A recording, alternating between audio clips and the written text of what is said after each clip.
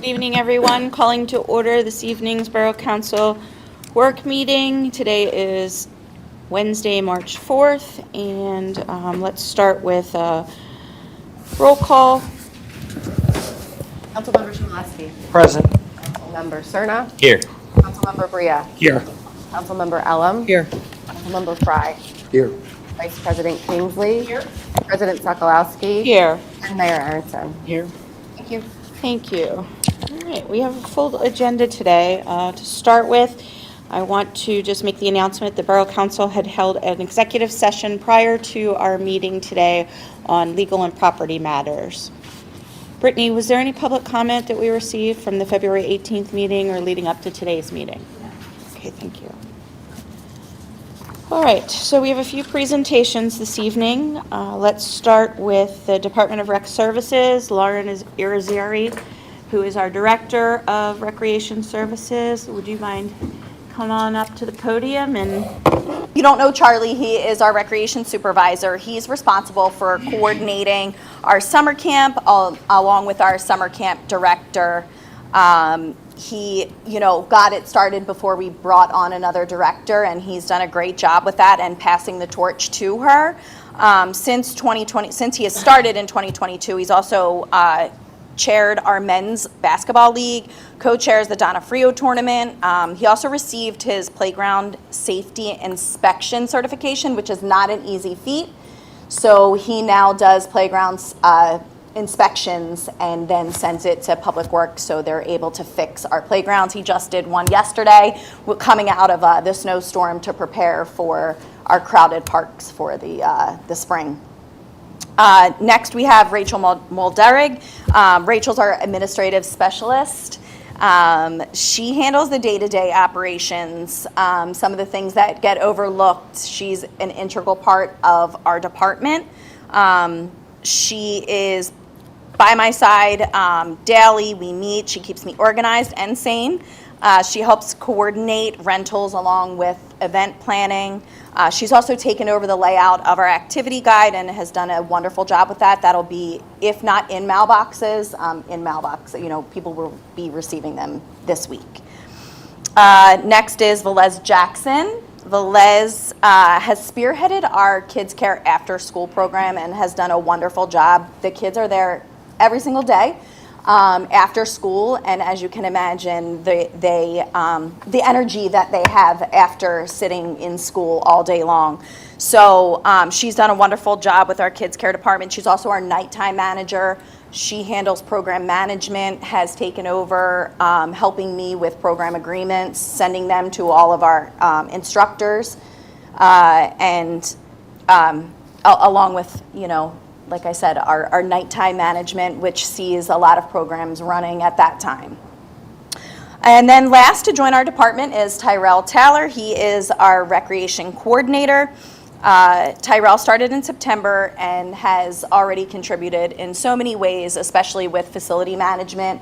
He lets me know when things are wrong with our facility. He does daily checks, so I know when things are leaking, if there's an issue, heat's not working, things like that. And then he's also our weekend manager, again, which sees a lot of our programming run, and also open gym time, party rentals. He's helping with that. I just want to talk quickly about some of our 2025 achievements. I have talked to you before about our summer day camp and some of the restraints that we see with that, with being in our facility. Again, it continued to fill within minutes of opening in January of 2025. We even in 2024 agreed, to increase those numbers. We still filled, and we added an extra week in-house to have 9 weeks of summer camp, which is more than most municipalities around. Normally, they're about 6 weeks. Some are 8 weeks, but we hold the most with 9 from what I know and see. Our after-school program, Kids Care, again, filled within the first day of registration opening. We also increased that number of participants and are on a wait list with that. We offered and ran our first casino trip to Wind Creek Casino in Bethlehem behind Charlie. Him and Tom had a wonderful time with some of our residents. We began a partnership with Conshohocken Art League to offer classes as part of our department offerings.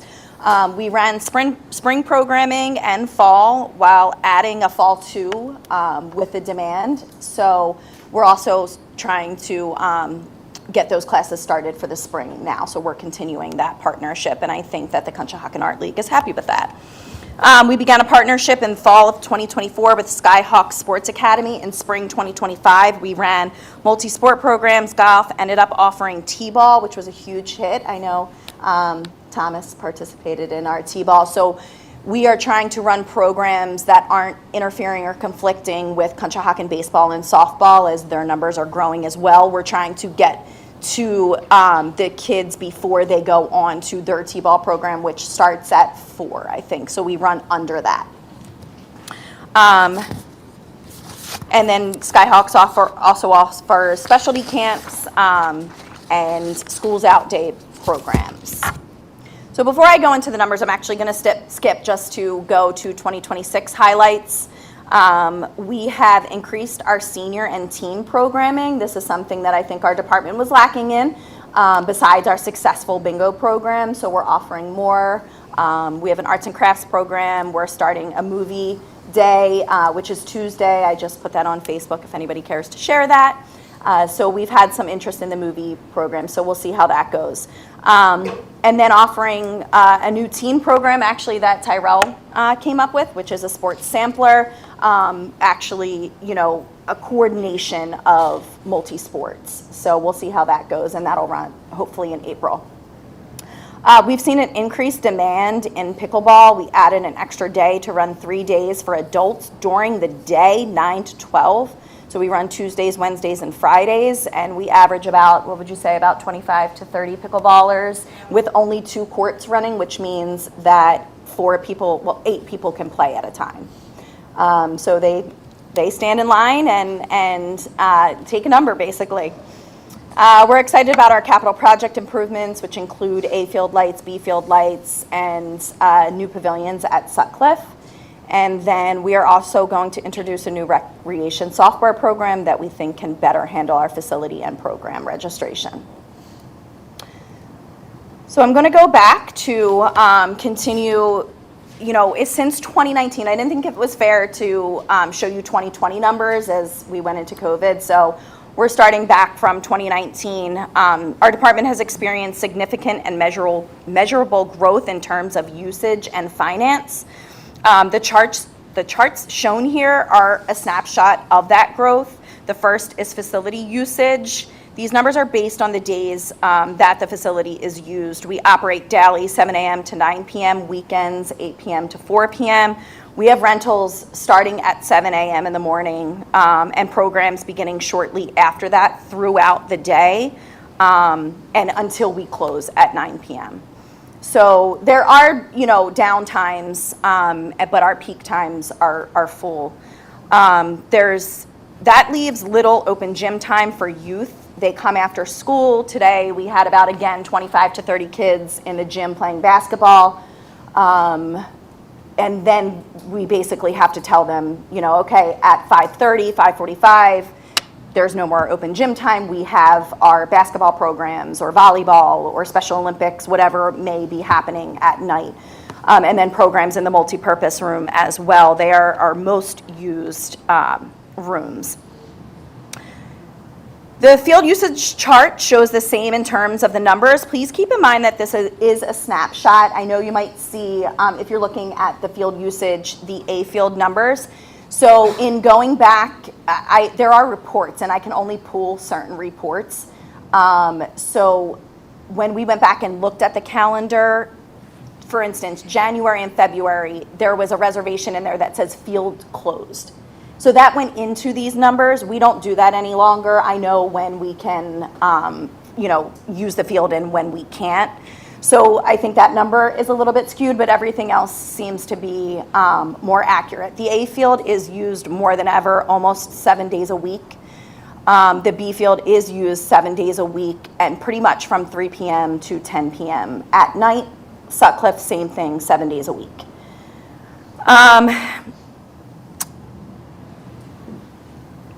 So again, the peak times, they're filled, same thing with facility usage. Last is pavilion usage. In 2019, we didn't have any rentals for Aubrey Collins or the B field, so we have increased our pavilion usage. It's nice to see, and then also keep in mind that the field and pavilion usage is only during months that the weather allows for this. So you're talking about probably April to October-ish, maybe the beginning of November for pavilion rentals. We do use the fields through November if they allow. Okay. This slide shows our numbers in terms of revenue and how we have increased. So since 2019, our revenue has increased approximately 107%. With the increase in usage for facility, fields, pavilions, that includes it all, and programming. We have not just grown, we've more than doubled. The most striking shift is in program fees, which now accounts for almost 60% of the total revenue.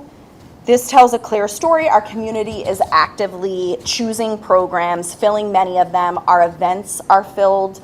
You can see down at the bottom, for example, our Easter egg hunt. We allow 150 participants. Now we do use Marywood Park.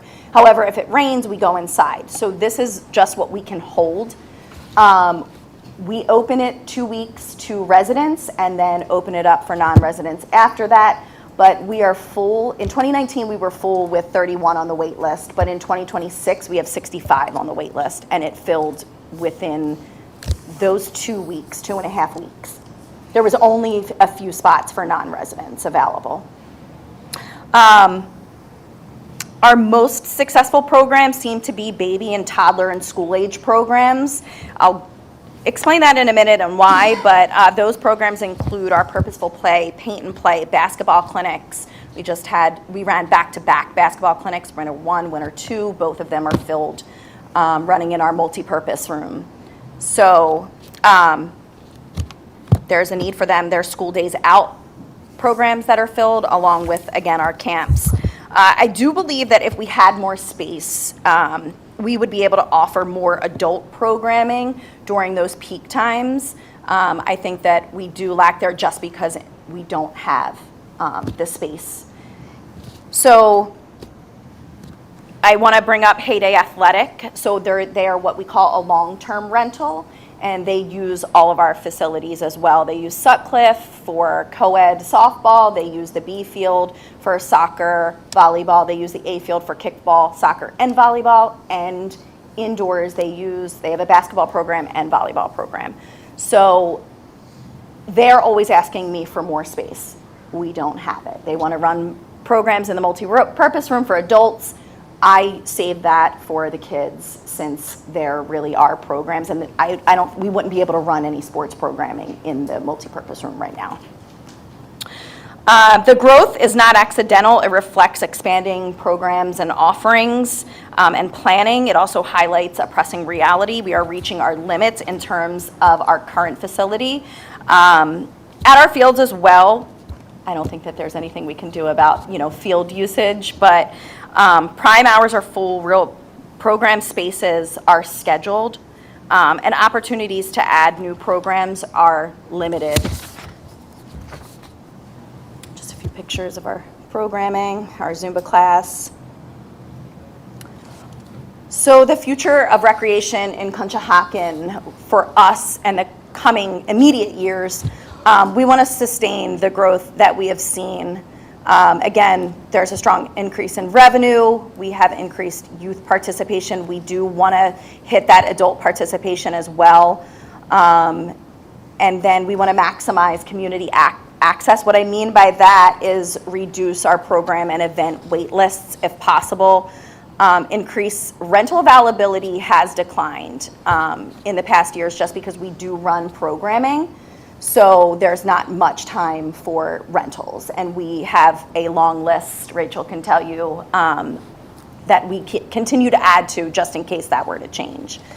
And then we want to expand opportunities to offer increased opportunities for members. Our membership is cheap, but I do think that there's not much open gym time. So I think what we have to offer is appropriate for what we are charging members. So in closing, our community's participation is growing, and our ability to serve them must grow with that as well. And we hope to continue to do that. Any questions? Lauren, I have a question. The programming for the summer is, I know you're captain, it gets snatched up super fast. I've heard that. Is this a space issue or a staff issue or both? Right now it's a space issue. Okay. So we use the multipurpose room to run, during the day most of the time. We set tables in our activity space, but if you see the activity space, it's small. We have 40 kids in there right now, 45 kids in there, and people are walking through, members are walking through, they're using the fitness center, they're walking to the locker rooms. It happens with our aftercare. We do our best to keep everything separate, and it works out, right? And then we do use the outdoor space, but as far as gym, we don't stop many of our programs that we have going on, for example, pickleball. So what we do is schedule time in the gym. So it could be an hour using the gym. That way we have use of both the multipurpose room and the gym. There's just nowhere in that multipurpose room. We wouldn't be able to fit all the tables for the kids to eat, be able to use it to play activities, arts and crafts. So we have to use multiple spaces. You're welcome. So what I'm hearing is we have maximized fields and maximized space inside the community center. The next option is expansion of the community center in our strategic plans. It would be. So, a couple things. First off, thank you for always maintaining the 12 to 2 p.m. corporate basketball for past their prime dads. There's a group of us out there who still play very bad basketball every Thursday if anybody wants to come see it. And sometimes Tuesdays. Yeah, sometimes Tuesdays, on occasion Tuesdays. Just a couple things. When it comes to fields, you mentioned we maxed out capacity. What I'm hearing is we basically have the field shut because, it's winter, they're grass fields, Grass right? So that's probably 25, 30% of the year, give or take, plus Yep. maintenance would probably take it to 35 or 40%, right? Yes. We have a cover that we keep on from December 1st to about April 1st. So theoretically, if those fields were turf, like, for example, like the proving grounds are, we would be able to utilize those. Correct. Year-round. Yes, I have people that ask if they can use the fields prior to April 1st all the time. Okay. The A field specifically, because the B field drains better and for some reason, is more used, but it looks better. Have we ever looked at how to maximize space? This might be a question for you, in the B field so that we could actually utilize fields in a structured way, that we could offer numerous rentals throughout? Have we looked at that ever? We have not looked at maximizing or reconfiguring Okay. that space. We have looked at expanding that space to make it more regulation size. so Okay. that we The can B use field is not regulated. Yeah. But again, we would not do that unless we were putting the investment in where we could actually bring in those other rental requests or usage requests or program requests, whereas in its current state, it's kind of maxed out. But if you were going to say, if you look at the turf option, can you reconfigure it so that you could maybe get like 2 things happening at once? Then yeah, of course. Okay. And then the gym obviously is completely maxed out. But I did want to give you guys, it's awesome that you're doing between, I think it was 3:30 and 5:30, the the Open gym the for open gym teens, for teens for like 12 to specifically, 14. That was really cool to see. So I don't know whose idea that was, but great. Charlie's. Yeah, Charlie. Yeah. We actually had it today. We didn't have, so we had the kids come, but in what we were advertising is we could have organized games, but they just want to go in and shoot around or so, but we did have them in there today. Yeah, because there will be more of the teens in the coming years, and looking and maximizing the space that they have available should be a large priority. So thank you, very good, and obviously impressive, great job. Thank you. You guys are awesome. Appreciate that. So I'll just add from an administrative perspective that they are on the fields at the community center, Lauren and her team, and we don't get to see them very often. Like we see them at their events but even at the events, they're so busy that you don't really get to see them and talk to them. So we really wanted to have an opportunity to make sure that they're recognized for what they do every day. They are really the ambassadors of the borough's mission in the community because they are immersed in the families and the seniors and the teens, and each one of them under Lauren's leadership have brought these innovative ideas that we didn't have. So they came, we are very lucky to have them. They've brought their expertise with them, and the community has really benefited from the ideas that each one and the organization that each one brings to the operation. So thank you, and thanks for coming. I don't know what's happening there tonight because everybody's here, but We do have two part-time staff members there, and Velez will be heading back over there until 10 o'clock tonight. I'm like, Velez is not there.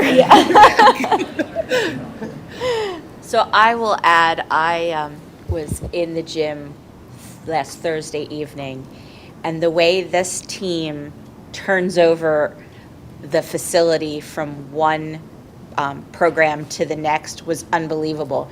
It's not easy to move Special Olympics quick, to be able to turn over from a Special Olympics basketball to a volleyball, and this team did that amazingly and very quick. In fact, I was really impressed. I sat there to watch just to see how it turned over, and I was really impressed. So nice job for the team to be able to turn the facilities over and maximize the utilization. Thank you. That makes me feel better, especially since I'm not there at nights, and having the staff, I know I can count on them. Yeah, it was, like I said, I wanted to stick around and watch because it was actually. I know that they don't hear it a lot, but we do get feedback from things that happen at the nights and the weekends and the early mornings, always this positive, like we didn't think it was going to happen, and then they were able to pull it off. So you should know that too. You should know that we get that positive feedback. Thank you. Thanks, Lauren. Have a good night. How exciting is all of this? I remember coming on council and we had broken down equipment in the playgrounds, and now this is totally different, so good job to all. All right, moving on to our next presentation, we are looking at a Borough Hall rain garden project. And Mr. Molony from the EAC, if you don't mind coming up to the podium to give us your presentation. Did you say good morning? No. Oh, I was going to say. All right, good morning. Good evening, Mayor Aronson and members of Borough Council. I thank you for allowing me to present here tonight. I'm here to talk about the EAC initiative to revitalize the rain garden right here at the Borough Hall. We're enlisting volunteer support to complete what will be a 3-year project to prepare, replant, and replant the rain garden with native species in the existing space. The plan will begin this spring, and with continued monitoring and maintenance over the next 3 years until the species have become firmly established and thrive self-sustained. I'd like to thank also Brian McGran with Friends of Conshohocken Parks and Andrew Conboy with Community Canopy Project for their support and assistance in this endeavor. The goal is to support stormwater management improvements in the borough. Rain gardens provide visible environmental leadership while supporting the borough's established commitment to park improvements and green infrastructure. The existing rain garden requires replanning to maintain functionality and aesthetic appeal. The project directly supports park green space and environmental stewardship. So I'll keep this brief. The area covers approximately 1,100 square feet. There are 3 zones, a wet zone, a middle zone, and an upper zone. Each of the zones requires specific types of species to thrive in those areas. Andrew has been good enough to provide us with a lot of detail in being able to support that. The estimated cost for those plantings are between $870 to $1,600. In an effort to offset those costs, we've applied for 2 grants. Just got the results actually Sunday and Monday. We were not awarded the Pennsylvania Native Plant Society grant, but we were awarded the Bowman's Hill Wildflower Preserve grant, and that'll provide us with 100 species in multiple varieties, and that was the maximum that they would provide. So one of the first steps is to prepare the site as soon as potentially this or next weekend. We've collected cardboard boxes which need to be laid down in order to keep out the sunlight. That will need to be covered with 3 to 6 inches of mulch, and then the entire area needs to be wet and kept moist. I really look forward to restoring the space, the rain garden, to become a highlight for residents that both visit and pass by Borough Hall. Any questions? What's in there now? Does that have to go? Grass. It's pretty much grass. Okay. So that needs to come out, and the covering the grass will help us. It'll make it a lot easier when we go to plant it, probably towards May timeframe. And then once it's planted and the maintenance, would then our teams take over, or how will that be so that it doesn't die out? We've committed to taking on the bulk of the work. It may require water over that period of time, but we're going to monitor it for that 3-year period. Thanks. Bob, I really wanted to appreciate you bringing this because not only being in the EAC, like sitting at our booth during Fun Fest, etc., people stopping by and asking about rain gardens and, does the borough have any? And we say yes, except unfortunately at the time I think it was planted, it requires this level of maintenance, and the borough has lots of green space. So the borough itself, whenever we even have like an arborist, while we have an abundance of trees, so it's challenging for them to get to every single tree, that sort of thing. So I think we fell into a similar situation where the rain garden requires a great deal of maintenance to get it to be self-sustaining. And so the EAC has now committed to taking on that because we have lots of volunteers who also ask us, is there a way I can contribute outside of like just the 2 cleanups or even Green Fest that we have each year?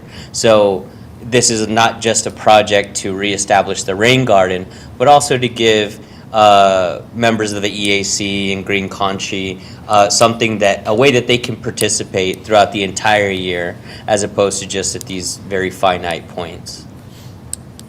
Thanks, Adrian. Anyone else have questions?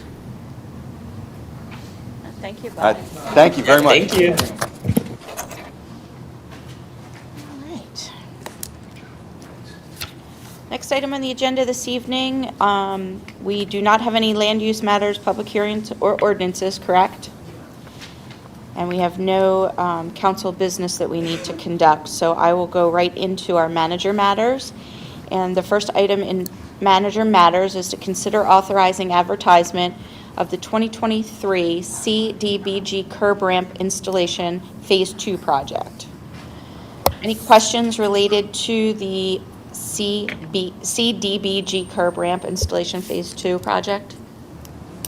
Hearing no questions, I would need a motion to authorize the advertisement for that ramp installation. Make the motion. I'll second. I have a motion and a second. All in favor? Aye. Aye. Anyone opposed? Motion carries. And just for the record, just to indicate that those curb ramps are going on Sutcliffe Lane, so there will be a new addition to that area. And it's the opinion of probable cost is roughly $40,000, and that's being done through grant funds. Is it both entrances of Sutcliffe Yes, Lane? it's the 2 curb ramps on the southern intersection and 2 curb ramps on the northern intersection. And have the Sutcliffe Lane residents been informed of this separately by any chance? No, we are just authorizing advertisement, so the advertisement will go up, and then there'll be notice that's provided to the residents as well. Great, thanks. Anybody have any other questions?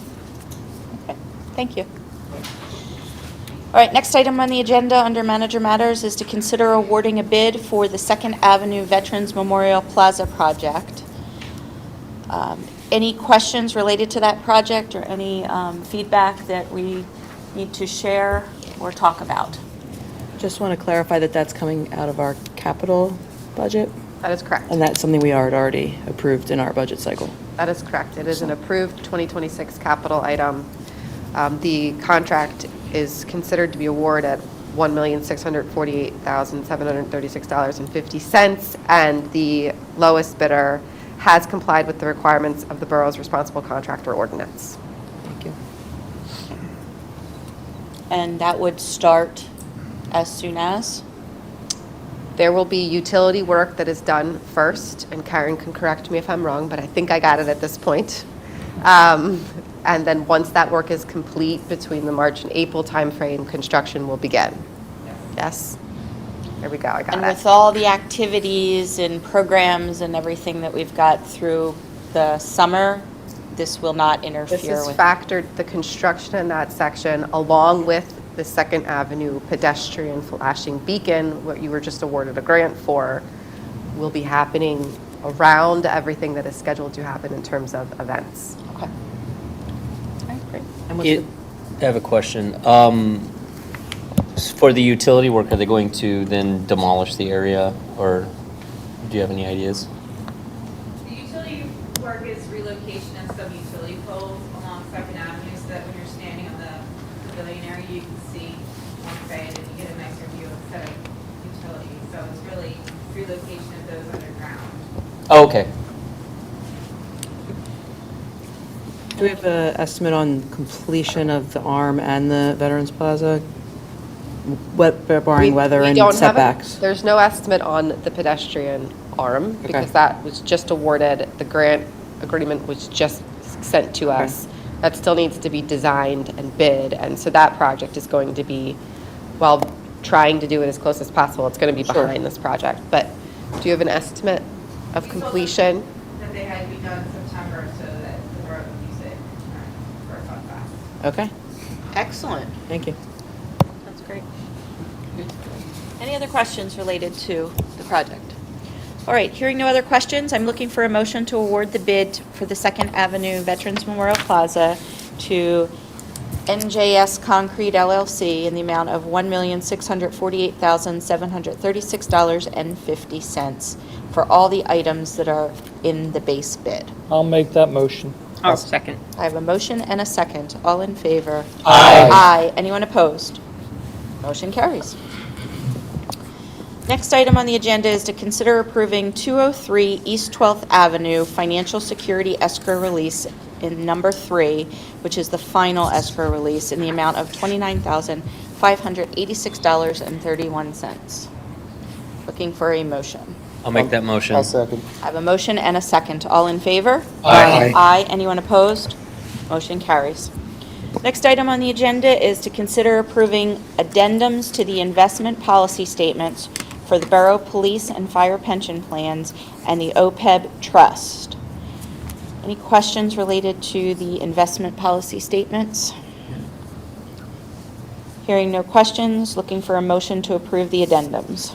I'll make that motion. I'll second it. I have a motion and a second. All in favor? Aye. Aye. Anyone opposed? Motion carries. Next item is a discussion on proposals received for our Community Center Kitchen Renovation project.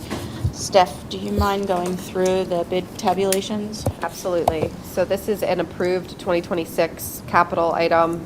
Lauren and her team are renovating The kitchen that is in the community center, right now, the cabinets don't close properly, the countertops are damaged, the stovetops needs to be removed, refrigerator needs to be replaced.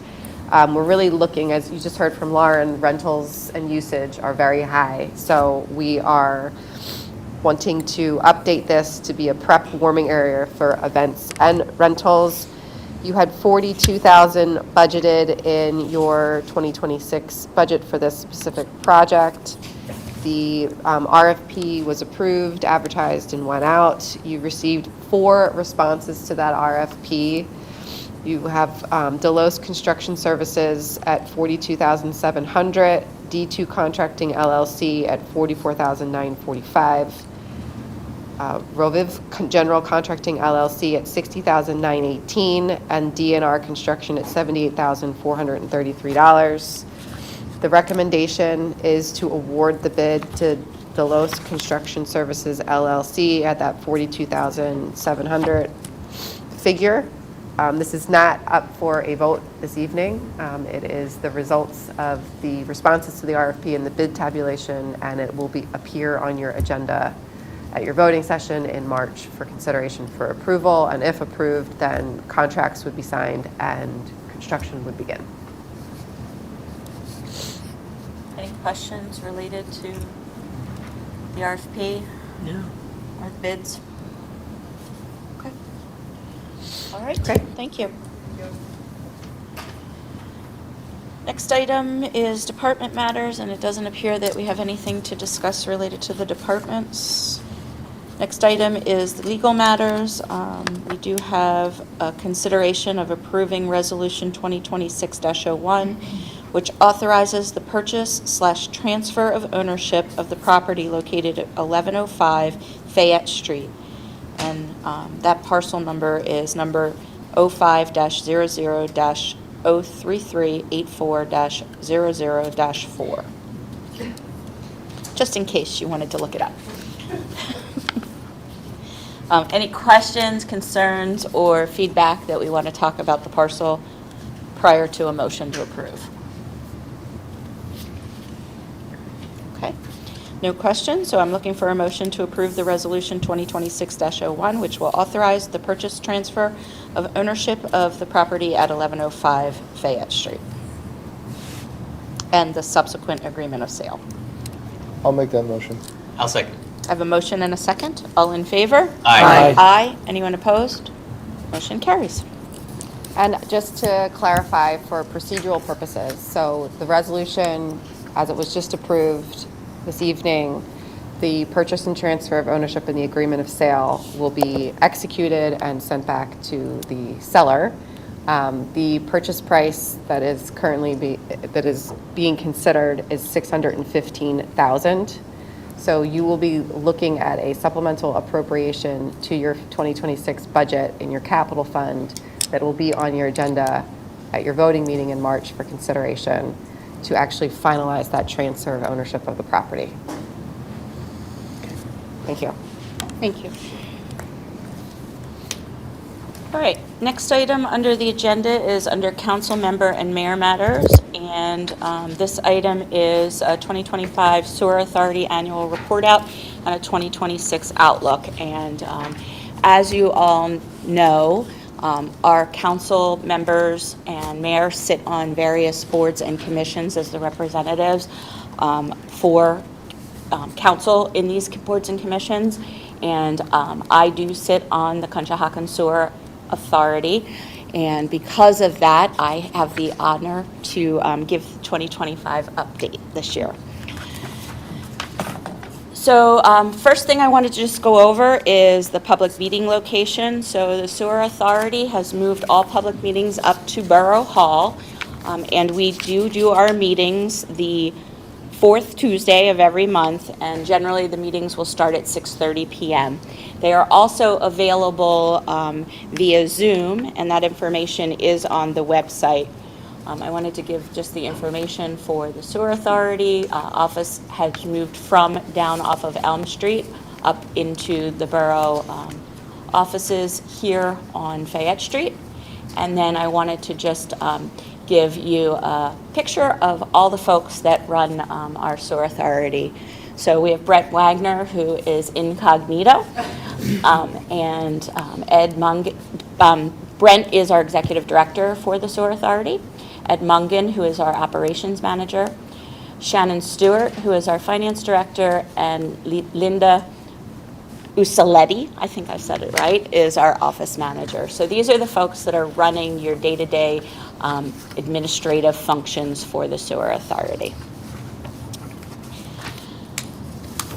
Just a couple of pictures of the plant and the Borough Hall where we operate out of. I think it's nice to see our highlights. All right, running into our highlights. So we wanted to go through just the key topics that happen at the sewer authority. And in 2025, we've kind of bundled them into different categories. So this is our compliance optimization and community impact section. So from a regulatory compliance excellence perspective, one of the things that the sewer authority is very proud of is that it's maintained full compliance with both DEP and NPDES permit requirements. And those requirements are what ensure treated wastewater meets strict environmental standards. So they have done that, and they've done that with 0 violations in calendar year 2025. So everyone can be assured that our sewer operations are run at a very high level of regulation and permitting, and are doing a wonderful job. The teams are doing a wonderful job maintaining those high standards. From an organic load optimization perspective, and that is taking waste and basically taking water out of waste and making the waste compacted. So we've investigated and elevated our BOD and CBOD levels, which we've been using strategic sampling and analysis. And what the objective of that was to identify and eliminate any potential sources that we could enhance the treatment and efficiency and lower the actual chemical use and cost. So by optimizing organic load, we are looking for ways to decrease the costs of running the sewer authority. By decreasing the cost of running the sewer authority, we can then manage and maintain costs and overhead so that we don't need to impose anything back to the residents of Conshohocken. So looking for ways to optimize and maximize our operations from a revenue and expense perspective. We also looked at efficient biosolids management, where they're optimizing the biosolid handling and ensuring that our digesters and decanters, which are those big drum things that you see from the street, we're making sure that they have the proper seeds that will reduce the bugs, right? The bugs eat the waste, so it's making sure that that is running at the highest level of efficiency, and then by having the bugs eat some of the waste, that supports our environmental sustainability efforts as well. So lots of physics involved, and Adrian's wife helps me understand some of that physics part of all of this when we sit and talk about this stuff. From an operation reliability and community care perspective, they have continued optimizing and reducing all of the chemicals that are down at the plant, specifically the chlorine and polymers, which you want to minimize those types of chemicals in a plant. No equipment failures or odor complaints for 2025, I'm proud to say. So the odor control has been working well at the plant. And then this demonstrates the reliability and sensitivity to the community's well-being. So very proud of that work that has been done to optimize, reduce costs, and have community impact that is sustaining. From a capital projects and infrastructure perspective, we are looking at electrical system substation upgrade. So the Sewer Authority applied for and received a $1.4 million grant, and that was to upgrade the substation's electrical and improve the power reliability. So we have backup for the critical treatment processes, and we expect that the completion of that project will be done in September of 2026. So things are working well, and we're very proud of being ahead of schedule as of now for that, based on the weather and based on the fact that some of the supply chain issues that we had worried about actually didn't pan out. So we're doing well with that. From a solids handling study perspective, we initiated a company called Material Matters to help explore some additional efficient alternatives for our biosolid disposal. And that would be really looking at helping us reduce the costs in the long run. We are anticipating that the average cost of getting rid of our waste is going to increase by 300% over the next 10 years. From an environmental perspective, that is staggering, and we need to figure out other ways to reduce costs or find ways to dispose of the waste differently. So this company, Material Matters, is helping us look at other options out there.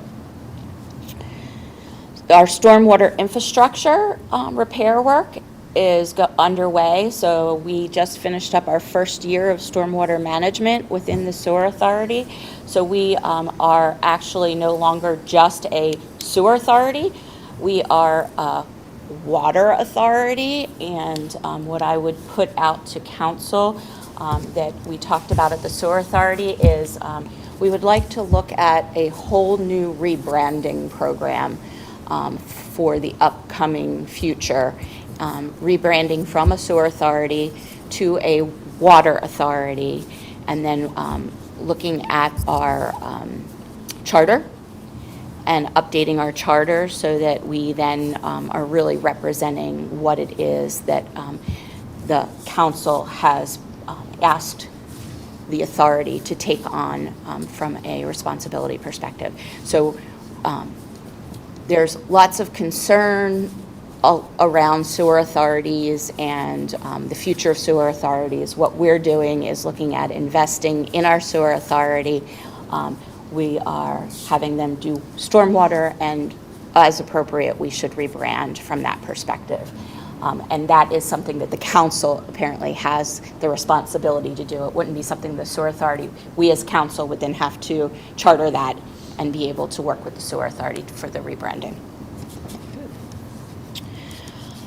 So they, from a repair perspective, they identified their first fully degraded stormwater pipe that was in need of repair, and that was down on Poplar Street near the Schuylkill River Trail.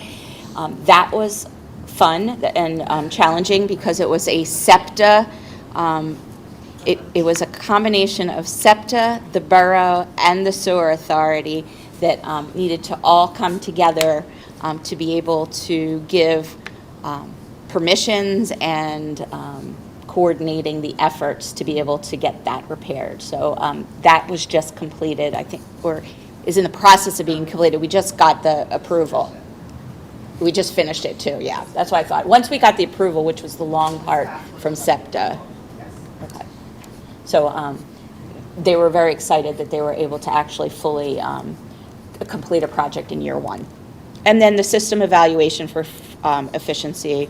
So we've got an ongoing pilot with one of our sludge thickeners, and we've been looking at our equipment, our digesters and blowers, just to identify any other opportunities we have where we can reduce chemicals, we can improve energy savings and solid concentration. So you can tell that there is a main focus around cost containment and around the solids and biodegradables, and that will continue into 2026.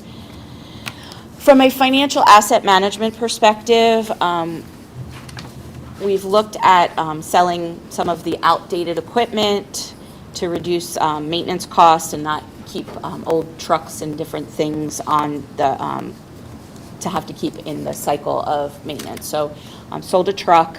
From a cost efficiency and laboratory partnership, we changed our lab where we send out all of our samples, and that became a cost savings of almost $30,000 from 2025. as we move into 2026. We have basically implemented the electronic funds transfer, the EFT process for our vendors, and that it went into our administrative modernization. Everything was done by hand, printing checks, signing checks, so we've now moved to EFT. Also, long-term stormwater planning, which we are developing sustainable stormwater rate plan to be able to ensure that we can fund maintenance and compliance as we move forward. And then just looking at overall inventory optimization to maintain our essential components on site for our team to be able to keep operational downtime to a minimum. So rather than having to have equipment ordered in, there are certain things that break or need to be frequently replaced, and having that basically on the shelf to be able to do that internally. This is our workforce. I think -1. We had one missing there, but wanted to just highlight, we've got a great team of guys that are working both the Conshohocken and West Conshohocken Authority. Just good group of guys, constantly finding things to enhance and develop and build upon. So we have the talent. We are working on workforce development and training, proactive recruitment and targeted outreach with a company called Thaddeus Stevens College. We garnered 18 applicants for one position, and we were able to offer that position in 2025. So there are applicants out there, and we're looking to really inspire folks to get into this field, because this field is definitely one that doesn't have a whole big influx of workers, so we have to go out and find them. Staff are attending conferences related to biosolids and enriching their expertise in operational performance. The staff prepared and hosted a regional professional event that would foster pride and teamwork at their facility. They were basically, they brought in 100 and some individuals from their organizations, hosted tours and a conference related to sewer management, and it was a success, and they were very proud to be able to highlight and spotlight the Conshohocken sewer sites. They also voluntarily participated in the CDC's National Wastewater Surveillance System, which supports the public health monitoring, and that will go through 2028. And they completed the MS4 Collaborative Stormwater Management Solutions training. So they are dedicated and getting trained for the new challenges that we're putting in front of them, and taking it on with grace and with expertise. So from the operational excellence and professional community engagement, as I said, they planned and hosted their quarterly meeting. They had over 120 attendees. They arranged and delivered facility tours. They developed new job descriptions for their administrative and financial roles to strengthen their organizational structure. So with the new stormwater and with looking at operations, they were able to identify some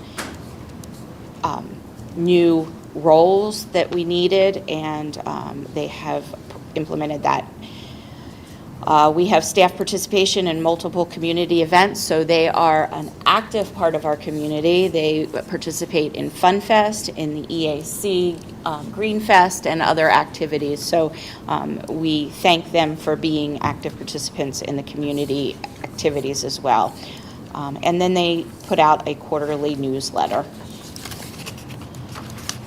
From a budget perspective for 2025, 2025 revenues came in at an actual of $4.8 million. We budgeted $3.8 million, so we came in about $1 million over budget in revenue.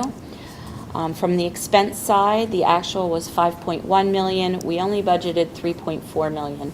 So some of that delta was the stormwater additions that we put into the budget, and some of the maintenance that had to be taken care of. What we do have at the Sewer Authority is funds in what we call connection fees. So we charge connection fees into the stormwater. Those funds can be used to pay for certain activities within the sewer authority. So we're able to transfer some of those funds over from the connection fees to actually make up the difference for our income statement. So we, between the 5.1 and the 3.4 budgeted, we were short about 358,000. We moved over about 430,000. So in the end, we were in the green with about $81,000. So you can see it's a very tight margin for the operations, which is why they're working so hard on identifying cost efficiency and other revenue generating sources. Looking ahead to 2026, they will look at the system upgrades and sustainability. As we talked about, this electrical system upgrades, they're hiring an assistant finance director, which is part of the job description structure that I talked about. Their infrastructure and maintenance, they will continue the cleaning of the collection systems, and that is proactive prevention of blockages, reduces infiltration, and extends the lifespan of our infrastructure. From an environmental and energy initiative, they're evaluating their anaerobic digesters, pursuing energy grants to reduce the biosolid production and improve energy use. So another tactic in trying to close that gap and not impose any additional cost to the residents. It will be a difficult conversation, but it is what it is, and we need the plant to run, and we need the revenue to support the plant. And then from a stormwater management perspective, they will continue to proactively plan, enable the teams and the community to move from responding and repairing to planning and prevention in the stormwater management. We have many federal and state permits like the NPDES and the MS4, which require long-term plans to meet our water quality mandates. And I think that this team, along with the borough, working together closely, will be able to accomplish all of the goals of 2026 and exceed our expectations. Any questions? Okay. Thank you for listening, and the authority thanks you for support. All right, next item under council member mayor matters, I will turn over to our mayor. All right, thank you. I actually last night got to attend our local Cub Scout meeting to talk for their citizenship module. So I tried to explain some of our structure here and how we interact and get things done. And really, they just wanted to hear about police cars and fire trucks, which is totally fine. But I think what's really interesting, and I sort of wrapped up the talk by reminding them that we had 6 Eagle Scouts from the colonial area in the last 2 years. And this is the next generation. So hopefully they will continue on and do some great community work and become Eagle Scouts just like our police chief. And I can't believe I'm saying this, but before our next meeting, we have the St. Patrick's Day Parade on the 14th. So please come and join us on Saturday, March 14th. And for information about joining the Conchu Classic 5K, you can check out, I'll be posting about it, but certainly the fire department social media will have information about joining the run. February was National Heart Month, so there was a lot of activities involving our heart community, including our local nonprofit Beats for Bella, who had a bake sale over the weekend. They were one of the families and organizations that we leaned on as Thomas was going through his surgery, so we're certainly happy to support them and hear about Bella, who is a cheerleader at PW and doing amazing after her surgeries on her heart. So thank you to the Beats for Bella team for having that.